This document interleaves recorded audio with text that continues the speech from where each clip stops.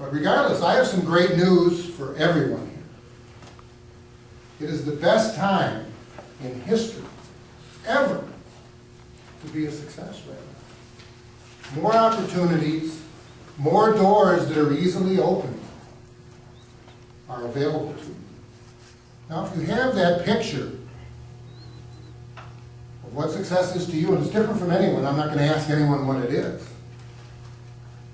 Your job is to go after that success, to attain it, to get there, and achieve it. And my job is going to be to give you a few ideas and tips along the way. So let's get started and go toward the success that's your personal success. So all these people can be part of your success network. These people can help you achieve the success that you really want, whether it's business, personal, or whatever it is. This is your success network, and you probably want to be a little better person. And to be a better person, you need the help of the people in your success network. But to get some real facts, if you have a spouse, a significant other, or a very good friend, and I think one of those three should apply to everybody in the room somehow, go to a quiet room, sit down with them, look them right in the eye, and ask them, how can I be a better person? And then shut up, don't say anything. Because in their mind, they've probably been building a list about this long. But one of the qualities I feel to achieve success, whether it's personal, business, or whatever it is that you were thinking about. And some of you might not agree with this, but I'm right. And I'm going to explain why. You need to be good at sales. Even in your personal life. Sales is a big part of it. When you want to go to the show or the movies with your wife or spouse or friend or rent a movie, and you each want a different movie, you have to convince them. That's another word for sales. Talk them into it, another word for sales. If you want your children to do good in school, to stay away from drugs, to hang out with the right people, you have to sell them. If you tell them, they're not going to do it as easily as if you convince them or sell them. You need to convince your team members, your associates that you work with, that they need to be on the same page with you and that you all want to win together. But if you're the leader, you're going to look better than all of them, even though you work as a team. Along the road to success, another thing that you're going to run into is when you're trying to do sales of other people, some of it isn't going to work. Some is not going to happen the way you thought it was going to happen. And what do we call that? It's sort of a scary word. And that word is failure. But we all have failures.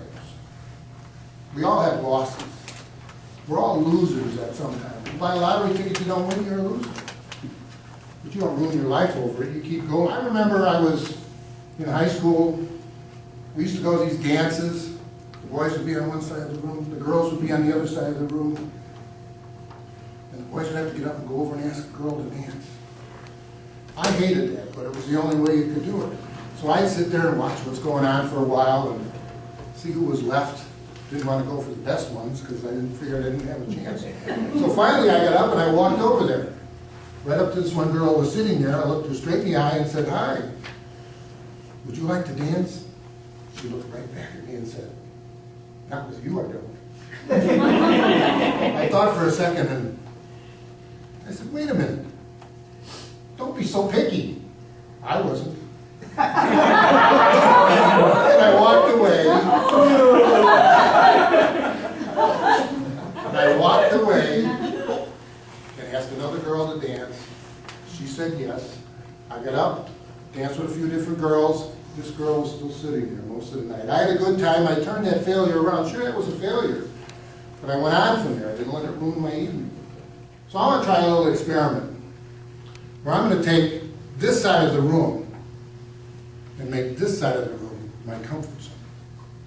I like you people already. Look at all my nice people. This side of the room is going to be my out of my comfort zone, and we're probably going to change the name of that a little bit later. But right now we're going to call it the out of the comfort. I like this side. I can relax over here. I don't have any problems. I don't have any learning that I have to do. I can enjoy life. But over here, you people make things difficult. Things are very tough on this side. You make me learn things. I can't just relax over here. I have to do a little bit more than just be comfortable. Or over here, I can sit down, put my feet up, have a glass of wine, watch the ball game, not worry about anything. But if I come over here, I still have things that I have to do. I can't relax. There's rejection over here. Things don't always work out over here. This is my out of comfort zone. When I go back over here, where it's 72 degrees and sunny every day and relaxed, I'm probably not going to lose my job. I might not get the promotion either. But I'm just going to get by. Just going to make it and just float through life. But here, if I go over here again, there's failure over here. And not only is there failure, you're going to make me learn from this failure. I have to learn and be a better person if I'm going to stay on this side. But the rewards are bigger. There's no rewards over here. You're going to offer me rewards that I can't get in my comfort zone. So I may want to try this once in a while. Maybe I'll go over here. No, maybe I'll try over here and go towards some of those failures and rejection and fight through them until I conquer them. And we're not going to call this the out of comfort zone anymore. We're going to call it the success zone. This is my success zone, and that's my comfort zone. So I'm going to try to spend more time over here and conquer some of those successes that I really want. I know it's going to be difficult, but I'm going to get through it. And eventually I'm going to conquer those. And I'm going to achieve that success. And all of a sudden, I might start getting even more comfortable on this side. Maybe not as much over there, but as I stay here and keep going on and feel better about the things that I've accomplished, this may become my second comfort zone. I may put the two comfort zones together. This is going to overlap, and I'm going to have one big comfort zone. So what do I do then? Then I compact you all over to this side. And I start a new success zone for even bigger goals. Bigger things that you want to accomplish. And once you've done it the first time, you know it's going to be a little bit easier the next time.